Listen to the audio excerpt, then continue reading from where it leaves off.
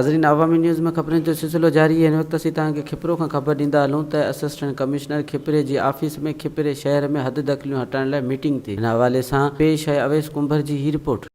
Assistant commissioner Khipro Syed Naveed Shah जी ज़ेर निगरानी AC ऑफिस खिपरो में खिपरो शहर में हद दख़लियूं हटाइण लाइ हिकु मीटिंग थी गुज़री, जंहिंमें chairman municipal committee Khipro Muhammad Waseem Qaim Khani, vice chairman Ali Haider Hingoro जो, समाजी अगवान अब्दुल गफ़ार लिगारी, DSP खिपरो नज़ीर हुसैन खोसो, SHO खिपरो गुलज़ार मरी, इंजीनियर सनाउल्ला जुणेजो, शेरन राजा शर, सहाफ़िन देवन कुमार खत्री, मोहम्मद इकबाल काइम खानी समेत वॾे तइदाद में माण्हुनि शिरकत कई। मीटिंग हुई, हुनमें शहरियन ऐं इंतिज़ामिया ऐं असां जेके म्यूनसिपल कमेटी जा असां सभु हिकिड़े पेज ते अची आहियूं ऐं असां बिल्कुलु गवर्नमेंट खे सहकार सां इंक्रोचमेंट असीं पाण ठाहींदासूं।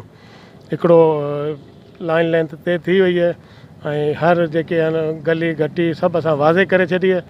असांजो म्यूनसिपल जो स्टाफ आहे उहो सुबुह खां मार्किंग कंदो, उन में provincial highway district roads highway वारा गॾिजी हूंदा, मार्क करे निशान ॾेई छॾंदा। 10 खां 15 ॾींहं जो टाइम हूंदो, 15 ॾींहं जे टाइम में असीं पाण उन इंक्रोचमेंट खे ख़तमु करे रिमूव करे छॾंदासीं।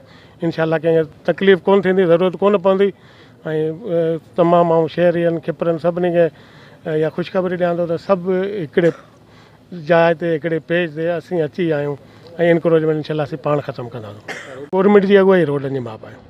चल अंडरस्टैंडिंग सां मीटिंगूं थींदियूं रहियूं, सभिनी शहरनि जी गॾियल अंडरस्टैंडिंग सां जेकी कुझु तय थियो हो तक़रीबन उन साॻी ते थियो आहे। पर हिकिड़ी चेयरमैन साहब जी गुज़ारिश ते असां 2-2 फुट जो वॉलंटियरली पाण पंहिंजूं जायूं ठाहिण जो चयो आहे, तंहिंजे करे उन सभिनी शयुनि ते असां पंहिंजो पाण इंशाल्लाह अमल कंदासीं ऐं असीं पंहिंजूं जायूं इंशाल्लाह वॉलंटियरली कराईंदासीं। इंतज़ाम खे कंहिं बि क़िस्म जो वधीक कुझु करण जी ज़रूरत कोन पवंदी ऐं इन में कंहिंखे बि का तकलीफ़ कोन्हे। जेके बि रोड रस्ता आहिनि उहे खुली बि वेंदा ऐं जेके बि माप जे हिसाब सां उन ते उहे रहनि था। हाँ सही है, बिल्कुल असीं बताएं बिल्कुल तय कढूं चेयरमैन साहब ये असां थी है बिल्कुल बेहतर है। मीटिंग में शरीक ऑफिसरनि ऐं शहरनि जो चवणु आहे त हद दख़लियुनि जे करे ट्रैफिक समेत मुख़्तलिफ़ शहर में मसइला वधी रहिया आहिनि।